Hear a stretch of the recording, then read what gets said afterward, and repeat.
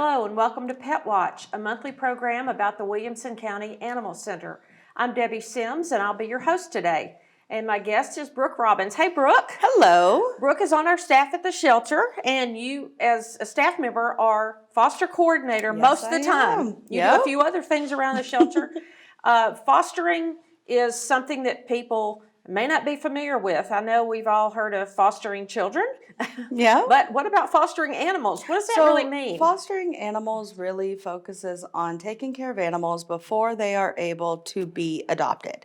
So whether it be for age or for health or for whatever reason, the majority of our fostering is kittens. However, there are dogs that need fostering, adult cats that need fostering, everything. So whatever kind of fits into your house, we can get you a foster for it.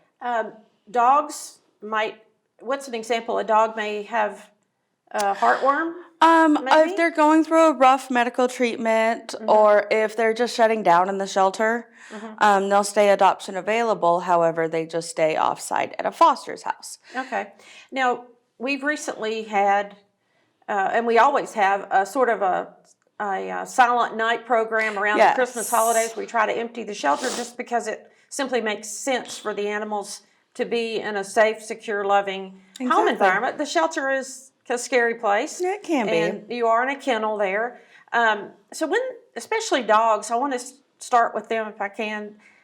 I've seen dogs go home for the holidays with families, and we learn so much. So much more about them. What are the kinds of things people can tell us when you can tell if they're house trained, how they react when a new person walks into the room or something. A dog in a kennel at the shelter has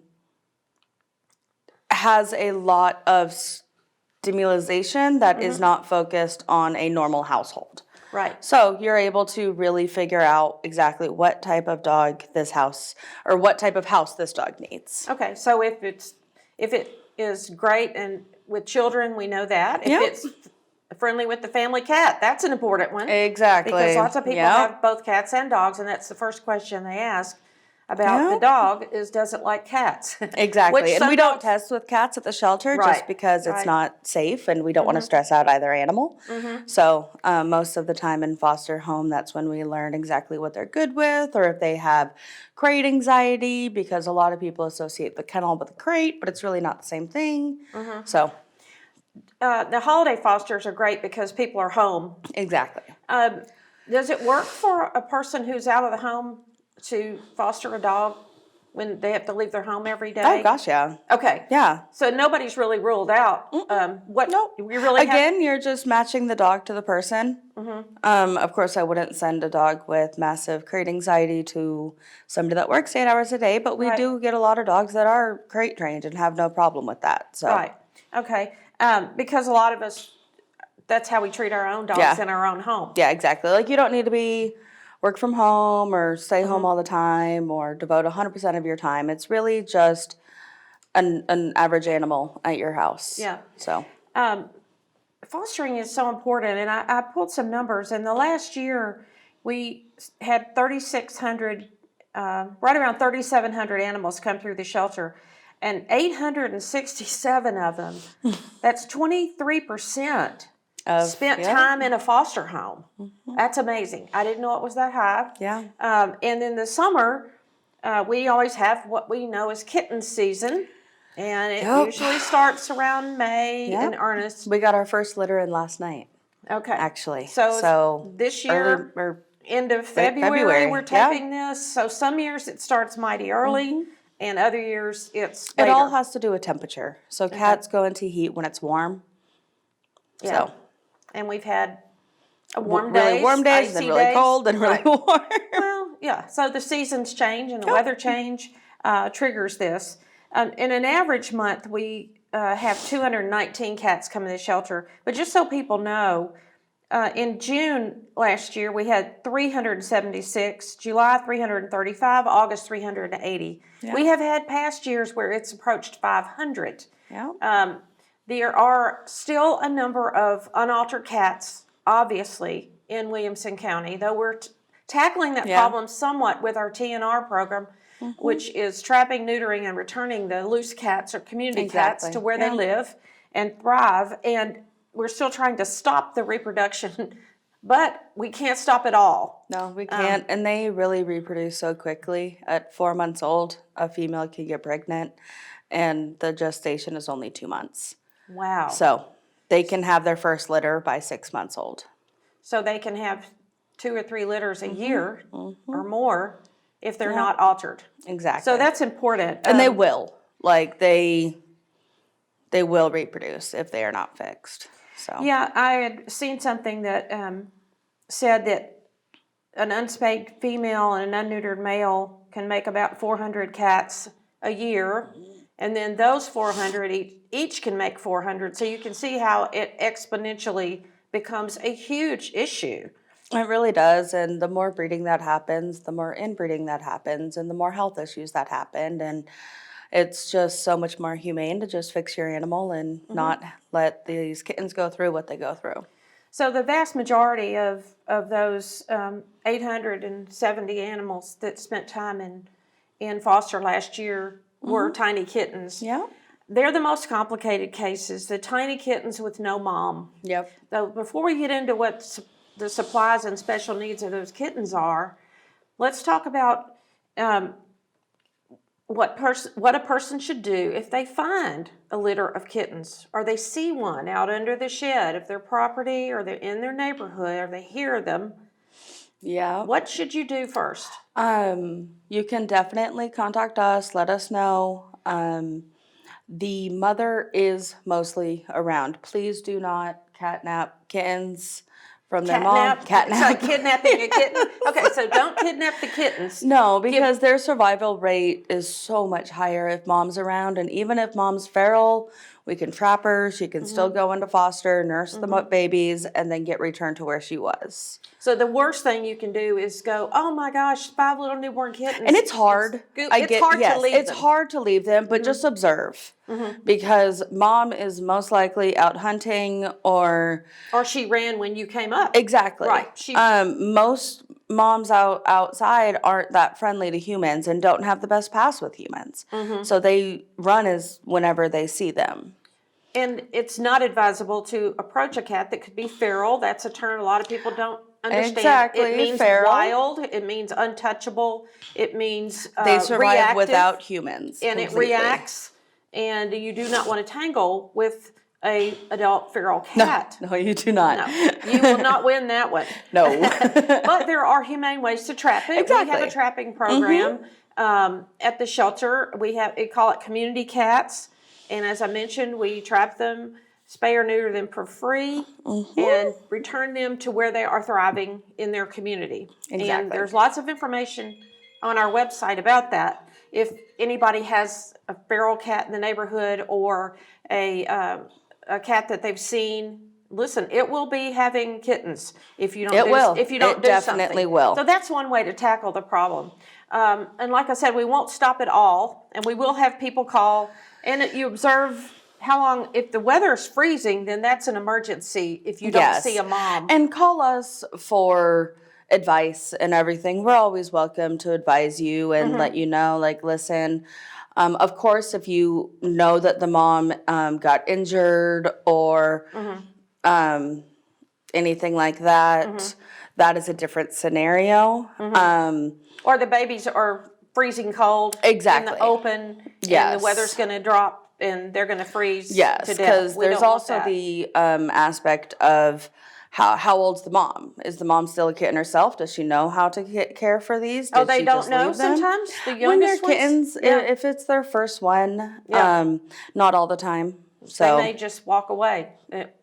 unlikely, but if they it get could scared happen. off, they're less likely to come back. Or something could happen to them. Yeah, exactly. Or somebody could trap the mom 3 blocks Not away know that and there's not know there's kittens kittens and- back. yeah. So observe, but protect from the weather, so forth, and call us at the shelter because And I mean, you can touch them. You can see if they've got round bellies. If they're clean, mom is there. If they're dirty, if they've got fleas, if they seem malnourished, that's a different scenario again. Okay. And being born in the wild, you are without a mom protecting you or knowing how to protect you, or a mom that got injured and never came back, or got captured, never came back. A kitten doesn't have very long outside that it can survive on its own. No, depending on the age, of course. But no, normally, I don't know the exact number, but I normally say watch it for at least a couple hours. Make sure, and again, call us. We may know of trapping happening near there. We may know of things that the community might not. Yeah. So without mom's protection and mom's nourishment, a newborn kitten is basically helpless. They don't even open their eyes for how long? About 10 to 12 days. Okay. So they're looking for a food source. And if they don't find it, it's up to us humans to fill the role of mom. Ma'am. And that's where certain supplies come into play. Yeah. There's actually a formula for kittens that we have on our wish list on Amazon. Yes. So our kitten fosters, after they take these kittens home, and we advise them and give them these items that they need. In addition to this, we give food for mom and a permanent litter box and litter for them to use. We supply everything. What I like to say is all you have to do is give nourishment and love. And the tiniest newborns that need feeding, they use little tiny baby bottles. They do. And they use sometimes even syringe feeding with tiny nipples. They do have to learn how to suckle, and if mom's not around, the human has to do it. Yeah. And you hold them in an upright position. You do. There's a special way that you need to bottle feed and all of that. I refer to as 4 on the floor. They need to be in a nursing position. So if you have ever seen kittens nurse, they're not on their back. They're not being held by a baby, like a baby. Right, like a baby. They're not. They have all 4 feet on the floor and they are suckling. If not, it can actually go into their lungs, which can be very dangerous and cause several health issues and can sometimes be terminal. So. Wow. So they can drink the kitten formula. They sometimes need supplemental nourishment, which is something you can be. You're in close touch with the people who have these newborn kittens every year, and it's always something. We've taken them out of their natural environment, and we're trying to make up for mom. And there's things like A&D ointment that we need. There's eye drops. Their little eyes get infected a lot. Different types of when they get older. Yeah, when they get older, different types of wet food. You've got electrolyte formulas. You've got high calorie gel. There's so many things that need to be in their diet if mom is not there, which is why it is so important to watch for mom, because their survival rate, as amazing as our bottle feeders are, and you can work as hard as possible, but regardless, their survival rate goes down if mom is not with them. When do they start eating a watery, solid food out of a bowl? It depends on the cat. I've had it as early as like 3.5, 4 weeks. Sometimes they just love the milk and won't get off of it until 6 or 7 weeks. But you always want to start adding in food whenever they get their teeth and everything, just because they can bite the nipple and all of that. So, and we supply the food for mom if she's there, and she needs extra nourishment, and we like to give the Royal Canin food, which is also on our wish list, which has the extra nourishment mom needs to keep the kittens healthy and herself. Exactly. And being born in the wild is I would think the kittens, both the mom and the babies, are prone to more infection. Yeah, which we have an amazing vet on staff, and she watches all of the kittens and checks their stool and makes sure that there's not any parasites and things like that. So we provide the veterinary care as well. Yes, ma'am. Okay. And I know you always say, I have some fosters coming in today. Are they coming in for like a checkup sometimes? They come in for vaccinations. Most kittens are fully vaccinated by the time that they get fixed or adopted, which is also really nice, a part of foster. Just because the adopter doesn't need to worry about if this cat's protected or not from different ailments. but they'll come in to see doc, or if they're just a little nervous and they're like, I just want some second eyes on these kittens. Are they okay? They can come in. So we've got an amazing supporting staff. And like a newborn of any species, they can go from perfectly fine to terribly ill in a couple of hours. Yes, Okay. they really can. And there are things to kind of look out for and everything. And there's a lot of information on the different foster sites that we use on what to look for, things like that. But all of the fosters, if they have nursing babies, they get weighed daily, things like that, to help catch anything that weight gain might is not one be. of the best gauges for whether the kittens are healthy. Yes. So that means they're absorbing all the nutrients and digesting it and properly putting it into their system. and they've opened their eyes when they're supposed to. And, and they're eating. And so if a kitten is sick, they can bring it to the shelter and let our veterinarian, Dr. Green, look at it. We're trying to raise our numbers. Right now we have how many people doing kitten fosters? I would say about 75. Okay. However, there's always a need for more. Always. Yeah.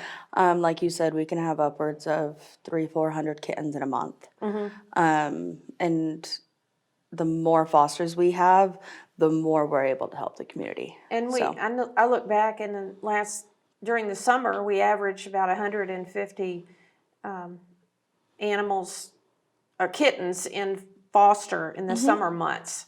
That's a lot of folks doing a lot of work at home that people don't see. What does a person need to know if they want to be a kitten foster? They have to be willing to... So it depends on the age. If you get a newborn, feeding is every 2 hours. Okay. Round the clock. So if that's not something that you are able to do, there's older kittens as well that normally need foster. But the newborn feeding every 2 hours, that goes on for how many weeks? About 3.5. 3.5, okay. And then it kind of goes to 4 hours and then 6 hours and then... So that person who might take on newborn kittens or bottle-fed kittens, as you call them, it would be helpful if they were at home all the time because or able to take the cat somewhere. I have several fosters that since they are so small, they're able to take them to work and things like that. So it is nice.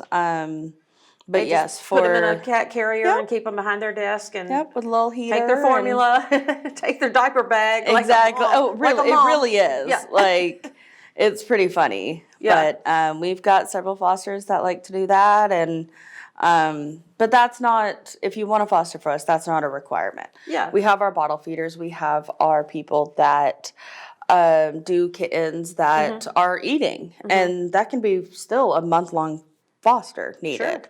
Sure. Because they can start eating in about 4 weeks and they can't get fixed until 8 weeks. Right. So we get them in at all different stages.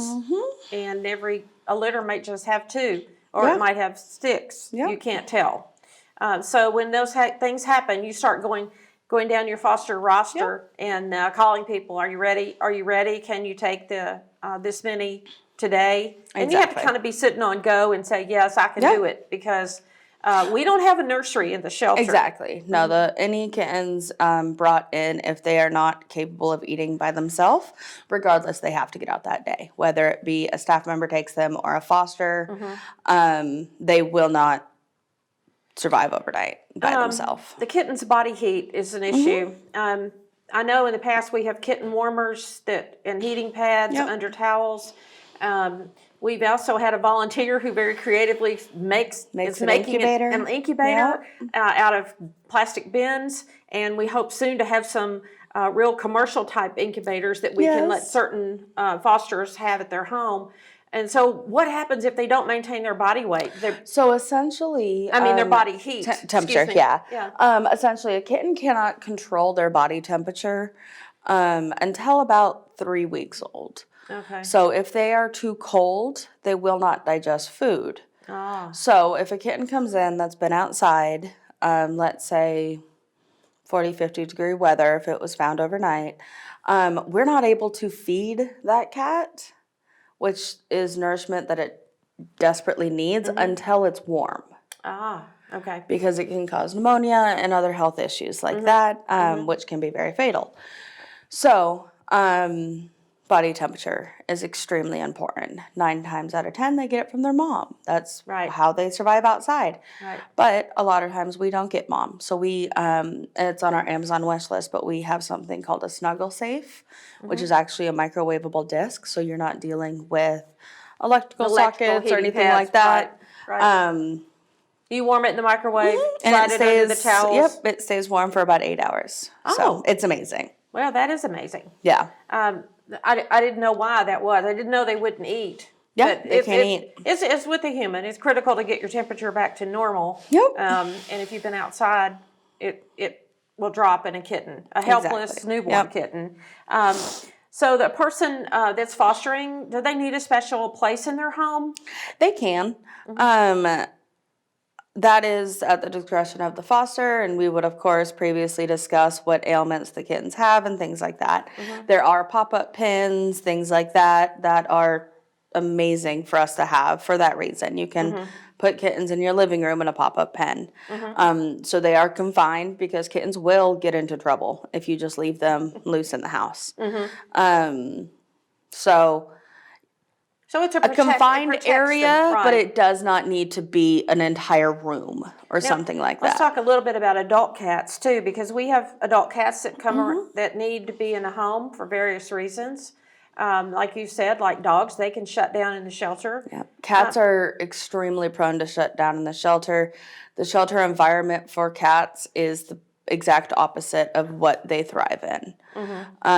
So like right now we have a couple extremely shy fosters that stopped eating, that really just were not doing okay in the shelter. So we have adult cat fosters that bring them home, and they say adoption available and everything. So. And then we feature them on our website. If somebody wants to meet them, they can say, I'd love to meet Mittens or whoever. And then we contact the foster and say, can you bring Mittens in? Or most of the time, the adopter actually goes to the foster's home to see the cat in a non-stressful environment. That's good.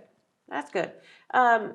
Because the shelter is stressful. And as you said, if you're in a kennel for too long and you're not getting out and you're not getting any stretching, exercise, socialization, you don't maybe not understand that humans are nice and they want to cuddle you. Exactly. And we've seen our volunteers work miracles with cats, and many of them do have to have a little home visit. And sometimes I've heard them say, I'm going to take this cat home, but to keep it from being stressed, I'm going to put it in a room by itself away from my cats. With any cat that gets brought home, you always want to start them in a small area. Cats get stressed very easily. They do. And when cats get stressed, and just like with kittens, if kittens get stressed, they're prone to infections. So upper respiratory infections is a big one. Yeah. Where you see the kittens or the cats with the crusty eyes and sneezy nose, drainage, and everything. Yeah. And that most of the time is actually caused by stress. So unlike other animals, when a cat is stressed, the body will not thrive. Right, will not. So failure to thrive. Exactly. And it happens a lot with the newborns. Hopefully with the older kittens, it's not going to happen. But they're most vulnerable the younger they are. So when you do bring a dog or a cat home, we talked about kitten. We'll give you all the supplies. We do the same thing with adult cats. We give you the food they're eating in the shelter, any meds they're on. Any animal that you take home, you are not responsible for purchasing anything for them. Of course, you're able to. That's not a problem if you want to go buy some toys and something. But we will supply everything necessary. And dogs especially enjoy being in a home. And they do. We learn so much about whether they're good with kids, whether they like to go to the dog park. Yep. I think it just takes a lot of patience in the beginning to be a foster. You have to listen. And the hardest part about fostering is the adoption. It really is. Yeah. Yes, because you've been, some of these kittens, you've had them for 2 months. Yeah. And something that the Kitten lady said, which is A resource online. amazing, The Kitten amazing lady, right? resource, is the goal is goodbye. That is the goal of fostering. Yeah. You have set this animal up for success, and that's what's important. Yeah, and that's the outlook you should have as a foster.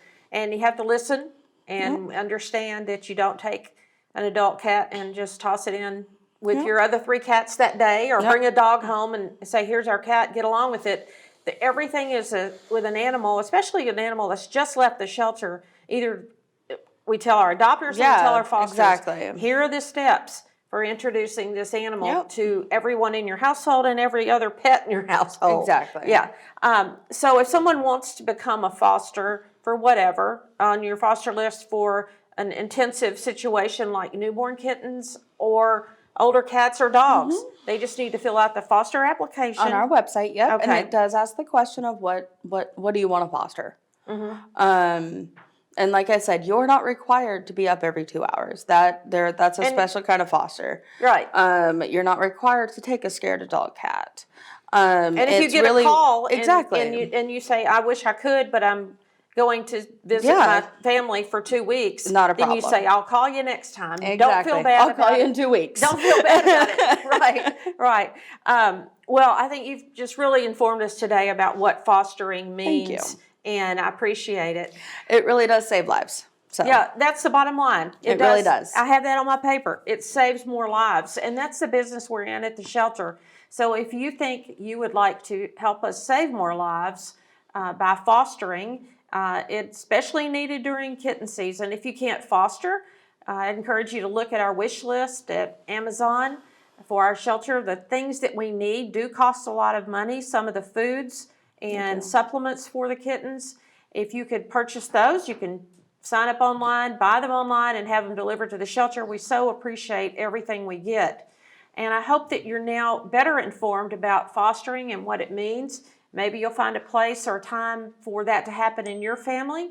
In the meantime, if you want to adopt an animal, we're at Williamson County Animal Center, right next to Franklin High School on Claude Yates Drive. And we're open for adoption every Monday through Friday from 10 to 6, and on Saturdays from 11 to 3, and we hope to see you there soon.